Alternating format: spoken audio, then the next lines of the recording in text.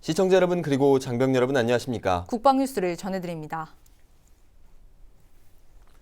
한국과 미국이 23일 제8차 한미통합국방협의체 회의를 열었습니다. 이 자리에서 북한의 핵실험과 장거리 미사일 발사 시 대응 방안 등이 논의됐습니다. 송민아 기자의 보도입니다. 북한 핵과 장거리 미사일 위협 대응 방안을 논의하는 제8차 한미통합국방협의체 회의가 국방부에서 열렸습니다. 이번 회의엔 우리 측 류재승 국방정책실장과 아브라함 덴마크 미 국방부 동아시아 부차관보, 엘라인 번 핵미사일 방어 부차관보 등이 참석했습니다. 우리 측 류재승 실장은 이번 회의의 목적이 한미연합 방위태세를 굳건히 하는 데 있다며 북한의 핵과 미사일 위협에 대한 한미연합 차원의 방어력 향상이 무엇보다 중요하다고 강조했습니다. 북한의 핵미사일 위협이 점중되고 있는 상황에서 한미연합 억제력과 방어력의 향상은 무엇보다 기묘합니다. 이에 대해 아브라함 덴마크 미 국방부 동아시아 차관보도 북한의 도발을 볼 때 한미 간 긴밀한 협조와 동맹 유지가 얼마나 중요한지 알 수 있다고 말했습니다. 또 양국은 제7차 회의에서 합의한 4D 작전 기념을 구체화해 작전 계획 수준까지 발전시키기로 한 것에 대한 이행 지침도 논의했습니다. 4D는 탐지, 방어, 교란, 파괴의 영문 앞글자를 따서 붙인 개념으로 북한의 핵미사일에 대한 방어 계획을 수립하고 유사시 탐지, 추적, 파괴하는 일련의 작전 개념입니다. 24일까지 진행되는 이번 회의에선 북한 핵미사일 위협에 대한 한미 공조 방안과 한미 억제전략위원회 운영계획, 그리고 전자권 전환 후속 조치 등이 주요 의제로 논의됩니다. 특히 노동당 창건기념일인 10월 10일을 전후해 북한의 장거리 로켓 발사와 4차 핵실험에 대비한 한미의 고강도 압박 대책도 주요 현안으로 다뤄질 전망입니다.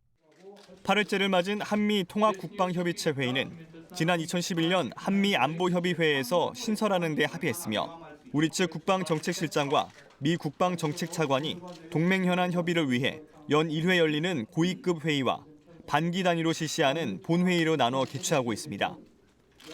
국방뉴스 송민아입니다. 육군본부에 대한 국회 국방위원회 국정감사가 23일 계룡대에서 진행됐습니다. 육군은 이날 업무보고에서 군사 대비태세 유지와 주요 전력 증강 등 미래지향적인 육군 역량을 강화하기 위한 계획을 밝혔습니다. 양희룡 기자의 보도입니다. 육군이 전면전에 대비한 전투준비태세 보장을 위해 전방 지역에 배치된 K9 자주포와 대포병 탐지 레이더 진지의 유계화를 추진하고 있습니다. 유계화는 주요 화력을 보호하기 위해 덮개형 진지를 구축하는 걸 말합니다. 육군은 계룡대에서 진행된 국회 국방위원회 업무 보고에서 이같이 밝히고 DMZ에서 주도권을 장악하기 위한 감시와 타격 체계를 보강하겠다고 보고했습니다. 올해 말까지 전 GOP 4단의 과학화 경계 시스템 전력화도 완료할 예정입니다. 육군은 이를 통해 군사 대비태세 유지에 만전을 기한다는 방침입니다. 육군은 이와 함께 미래지향적 육군 역량 강화를 위한 군구조 개편과 주요 전력 증강 계획도 밝혔습니다. 군구조 개편은 북한의 위협 변화 등을 고려해 공세적 통합작전 수행이 가능한 구조로 개편하는 것으로 지난 2006년부터 시작해 지난해 말까지 10개 부대가 해체됐고 11개 부대가 개편을 완료했습니다. 이후 2026년까지 여단급 이상 78개 부대가 개편됩니다. 전력 증강 계획으로는 지대지 전술 유도무기 등 북한 위협에 대비한 필수 전력을 우선 확보하고 감시와 결심, 타격 체계를 네트워크화한 복합 정밀 타격 체계를 구축하기로 했습니다. 야간 감시 장비와 제대별 무인 항공기, 군 위성 통신 체계를 전력화하고 무인 로봇 전투 체계를 발전시키는 등 첨단 기술을 활용한 대적 우위의 비대칭 능력도 확보할 계획입니다.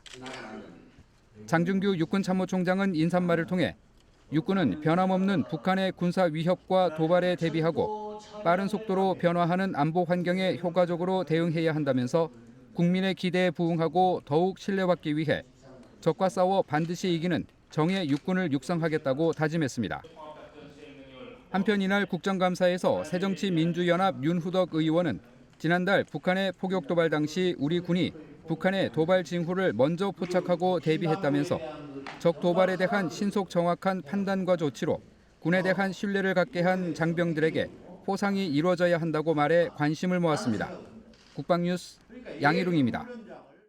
국방부가 우수한 민간 제품이나 기술력을 군에 도입하기 위해 노력하고 있습니다.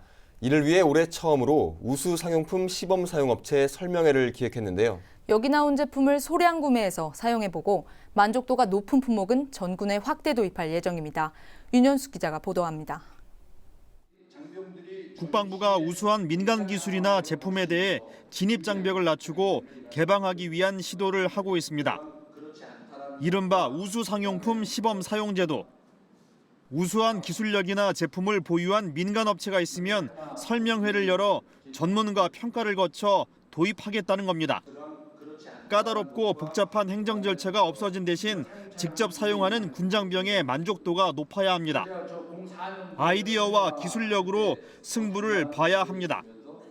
우수 상용품들을 너무 이런 절차와 시장 조사하고 이런 절차 없이 어떤 박람회를 가든지 또는 이런 설명회를 통해서 우수한 상용품들을 시범적으로 도입해서 써서 좀 이렇게 상용품으로 새로운 분수품으로 쓰든지 또는 기존의 분수품을 대체하든지 이런 좀 절차들을 좀 더 간소하면서 신속하게 할 수 있도록 하자 하는 그런 차원에서 도입한 제도가 우수상용품 시범 사용제도가 되겠습니다. 올해 처음 시도된 자리에 참가한 업체는 25곳. 지난 1일부터 14일까지 인터넷 홈페이지에 참가 의향을 밝힌 80여 개 업체 중에 선정됐습니다. 중국발 미세먼지를 막아주면 물론 세탁 후 재사용이 가능한 기능성 마스크, 수통에 번식하는 세균이나 바이러스를 자외선 소독으로 잡아준다는 수통 소독기 등 아이디어와 기술력이 돋보이는 30개 제품들이 소개됐습니다. 군에서 가지고 있는 좋은 제품들이 군에서 적용해서 군에서 전투력 발전에도 도움이 되고 또 병사들의 복지 향상, 또 병사들의 편의성 이런 부분에도 향상될 수 있는 그런 기회를 가지려고 합니다. 국방부는 도입 필요성과 경제성, 기술성 등을 평가해 품목이 최종 결정되면 올해 중으로 소량 구매해 시범 사용하고 군작전과 운영 환경에 적합하고 요구 성능을 발휘하는 경우에는 전군에 확대 보급할 방침입니다. 국방뉴스 윤현수입니다. 공군에 특별한 면회실이 생겼습니다. 이 면회실에서는 5가지 색채를 사용한 미술 작품을 만나볼 수 있는데요. 손가락이나 못으로 물감을 긁어서 표현한 작품이라고 합니다. 달라진 공군교육사령부 면회실을 이혁근 기자가 소개합니다. 공군교육사령부 면회실이 오방색으로 수놓아집니다. 오방색의 향연을 만든 사람은 지두화로 유명한 민태용 화백. 붓 대신 손가락이나 못으로 물감을 긁어서 만든 작품들입니다. 오방색의 추상화를 보여드리고 싶고 또 제가 만든 작품을 군부대에다 기증을 하여 많은 장병들이 국가에 대한 충성할 수 있는 그런 계기가 될 수 있도록 이 전시회를 기획하게 되었습니다. 공군교육사는 21일 개막식을 시작으로 민태용 화백 특별 초대전을 열었습니다. 면회실이라는 특성상 장병과 군인 가족뿐만 아니라 면회객 등 부대를 찾는 외부인들도 작품을 자유롭게 관람할 수 있습니다. 민화백은 이날 부대에 작품을 기증하기도 했습니다. 민화백의 작품들은 우리나라 주요 기관을 비롯해 세계 각국의 박물관과 전시장에 소장 전시되어 한국인의 세계관과 아름다움을 표현하고 있습니다. 장병들에게 문화체험의 기회를 선물한 민화백에게 부대는 감사패를 전했습니다. 흑백 황적청, 5가지 색깔로 물든 면회실. 민화백의 특별한 전시회는 오는 4일까지 계속됩니다. 국방뉴스 이혁근입니다. 육군 75사단이 세계적인 마에스트로 함신익이 지휘하는 함신익과 심포니송을 초청해 장병들과 군 가족들을 위한 클래식 음악회를 가졌습니다. 심포니송 오케스트라단이 지난 22일 육군 75사단을 방문해 주페의 경기병 서곡과 베토벤 교향곡 7번 스케르초 등의 클래식 연주를 선보였습니다. 2014년 창단된 심포니송 오케스트라단은 문화생활이 어려운 지역의 사람들을 대상으로 오케스트라 재능기부 공연을 하고 있습니다. 이번 연주회에서 지휘자 함신익 교수는 공연 중간에 곡 해설도 곁들여 장병들이 클래식을 쉽게 이해하고 감상할 수 있도록 했습니다. 공연을 관람한 강태휘 이병은 전입 온 지 일주일이 되지 않아 모든 것이 낯설고 긴장됐는데 클래식 음악을 들으며 마음이 안정됐고 공연 제목처럼 날개를 달고 비상할 수 있도록 군 생활에 최선을 다하겠다고 말했습니다. 함신익 교수는 현재 예일대 교수로 근무하고 있지만 올해 안식년을 맞아 귀국해 장병들을 위한 공연을 할 수 있었습니다. 특히 최근 북한의 연이은 도발로 긴장의 끈을 바짝 조였던 장병들에게 심포니송 공연은 달콤한 휴식과 재충전의 기회가 됐습니다. 육군 3사단이 남편이나 아내 중 한 사람이 부대에서 근무 중인 부부를 대상으로 백골 부부교실을 열었습니다. 2개 기수로 나눠 이틀간 진행된 이번 프로그램에는 29쌍의 부부가 참가했습니다. 참가자들은 서로를 아는 채 평소 못했던 말을 전하고 성격 검사를 통해 부부 간 소통 방법을 배웠습니다. 잘 따라줘서 고마워. 사랑한다. 또 댄스와 요가 등 부부 간의 애정을 확인할 수 있는 프로그램들이 진행돼 참가자들에게 호평을 받았습니다. 2015 경북문경 세계군인체육대회가 코앞으로 다가왔습니다. 대회 기간 주경기장을 밝힐 성화가 현재 문경을 향해 봉송 중인데요.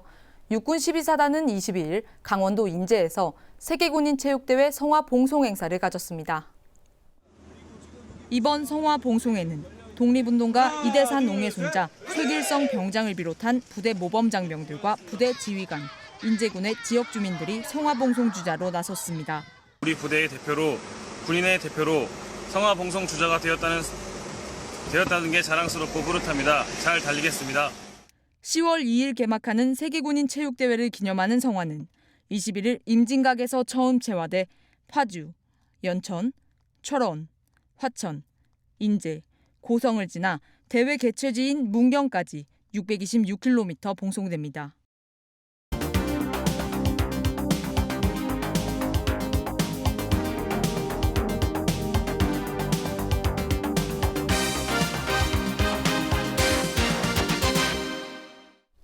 육군 73사단이 기존 동원 훈련의 틀을 깨는 새로운 예비군 훈련을 시행하고 있습니다. 주둔지에 설치된 동원 훈련장이 아닌 전시 실제로 투입될 작계 지역에서 예비군 훈련을 진행하는 것인데요. 실제 작전 지역에서 훈련하며 전시 임무 수행 능력을 키우고 있습니다. 훈련은 전투다. 김지한 기자입니다. 예비군들이 동원 훈련을 받기 위해 훈련장으로 속속 입소합니다. 까다로운 복장 검사와 인도 인접을 거쳐 총기를 받는 순간 2박 3일간의 훈련 일정이 시작됩니다. 전시 병력의 배치와 임무를 부여하는 부대 증편식을 갖고 줄지어 군용 트럭에 탑승합니다. 300여 명의 예비군들이 모두 탑승하자 차례로 부대를 출발합니다. 경기도 남양주를 출발한 차량들이 전방을 향해 이동합니다. 2시간 남짓 달려 도착한 곳은 연천군의 산으로 둘러싸인 한적한 훈련장입니다. 이곳은 전쟁이 발발할 경우 예비군들이 실제 작전에 투입되는 장소입니다.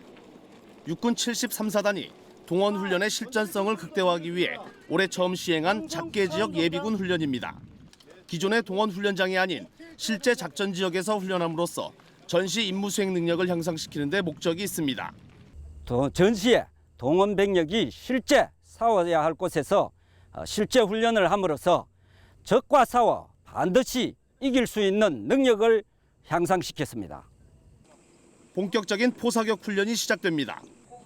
현역 시절 배우고 익힌 기술이지만 오랜만에 다뤄보는 장비가 조금은 어색해 보입니다. 하지만 몸이 기억하는 사격 절차는 오래지 않아 능숙한 솜씨로 구현됩니다. 몇 번의 비사격 훈련을 거친 뒤 실사격 훈련에 돌입하자 현역 못지않은 정제된 사격수를 선보입니다. 동원 훈련장이 아닌 실제 작전 지역에서의 훈련은 자연스럽게 강도 높은 훈련으로 이어집니다. 주둔지에서 훈련하는 것보다 훨씬 더 나아다는 게 훈련의 강도가 높은 것 같습니다. 전쟁이 날 때 당시에 오게 될 곳이라서 더욱더 긴장감이 많이 생기고 더욱더 노력하게 됩니다. 짧은 시간이지만 예비군의 팀워크를 강화하고 전우회를 키울 수 있도록 포대 단위로 생활관을 편성했습니다. 또한 작계 지역 훈련에선 훈련 우수자 포상과 인센티브를 확대해 예비군들의 자발적인 훈련 참여를 유도했습니다. 이번 동원훈련은 작계 진지에서 실시하니 기존 동원훈련과는 다르게 예비군들이 좀 더 자발적이며 적극적으로 훈련에 참여하는 모습을 볼 수 있었습니다. 부대는 작계 지역 예비군 훈련을 올해 처음 적용한 만큼 시행 과정에서 발견된 미비점을 보완하고 치밀한 자체 평가를 거쳐 더욱 완성된 예비군 훈련 모델을 만들어 나가겠다고 밝혔습니다. 국방뉴스 김지한입니다.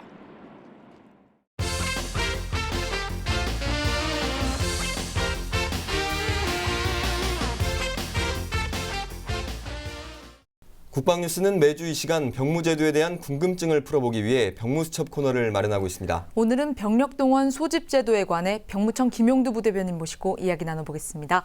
안녕하십니까? 네, 안녕하세요. 안녕하십니까? 네, 먼저 병력동원 소집이란 무엇인지에 대해서 설명 부탁드립니다. 네, 예비군들 중에는 지방병무청장이 발행한 병력동원 소집 통지서를 받은 분들이 있습니다.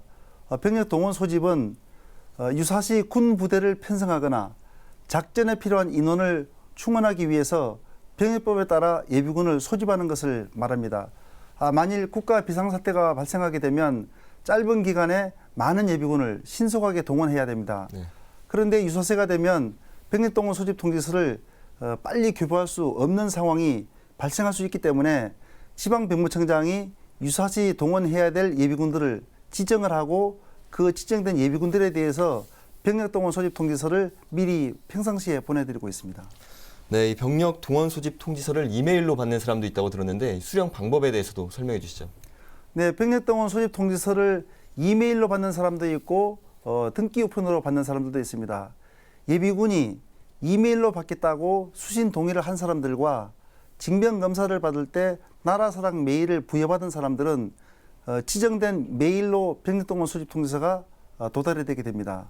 하지만 이메일 수신 동의를 하지 않는 사람들에 대해서는 예비군이 살고 있는 주소지 또는 직장에 대해서 지방병무청장이 등기 우편으로 보내드리고 있습니다. 그리고 또 본인이 병력동원 소집 통지서를 따로 받겠다고 장소를 선정한 사람들에 대해서도 그 장소로 병력동원 소집 통지서를 등기 우편으로 보내드리고 있습니다. 네, 이 병력동원 소집 통지서를 이메일로 받으면 굉장히 편리할 것 같거든요. 어떻게 해야 되는지 설명 부탁드립니다. 네, 병력동원 소집 통지서를 이메일로 받기 원하는 예비군들은 병무청 홈페이지에서 이메일 병력동원 소집 통지서 수령 신청을 하시면 됩니다. 또 직장이나 실제 살고 있는 곳에서 통지서를 받기 원하는 예비군들도 병력동원 소집 통지서 수령지 신청 코너에서 신청하시면 되겠습니다. 네, 이 병력동원 소집 통지서를 받은 사람은 언제 입영을 해야 되나요? 네, 병력동원 소집 통지서를 평상시 받아야 되는 일반 동원 훈련으로 생각하시는 예비군들이 많이 있습니다. 병력동원 소집 통지서에 기재된 입영 날짜는 평상시에 실시하는 동원 훈련 날짜가 아니라 유사시 동원령에 선포된 날짜를 기준으로 산정한 그 날짜를 말합니다.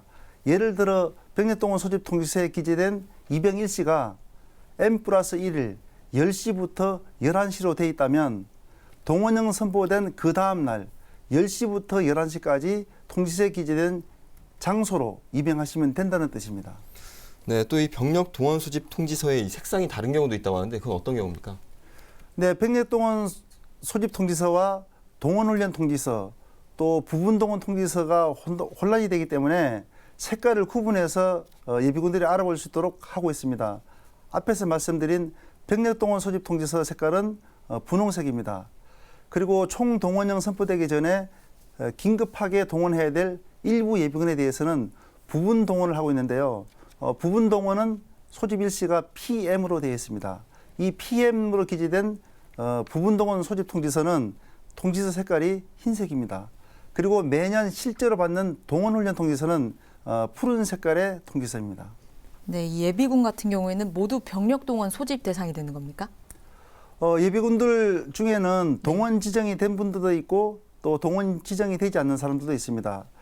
동원 지정은 예비군이 살고 있는 지역이나 직장을 기준으로 해서 군에서 요청하는 계급, 병과 특기를 감안해서 필요한 인원만큼 전산으로 지정을 하고 있습니다.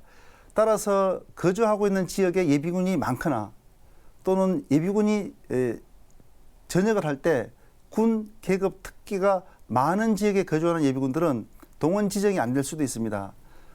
참고로 예비군이 동원 지정되는 그 부대는 집에서 가까운 소집부대나 또는 살고 있는 시도 안에 있는 부대일 수도 있고 타 시도에 있는 멀리 가는 소집부대로 지정될 수도 있습니다. 현역에 복무 중인 병사들 중에 전방 일상군 예하 상비사단 그리고 기계화 사단에 복무하고 있는 현역 병사들은 전역을 하시게 되면 자기가 지금 현재 복무하고 있는 그 부대로 동원이 지정돼서 오게 됩니다. 따라서 전역 후에 멀리 이사를 가더라도 지금 현재 복무하고 있는 군부대로 오기 때문에 참고를 해주시면 고맙겠습니다. 네, 잘 들었습니다. 병무수첩, 오늘은 병력 동원 소집 제도에 대해 궁금한 내용 살펴봤습니다. 지금까지 병무청 김용두 부대변인과 함께했습니다. 감사합니다. 네, 고맙습니다.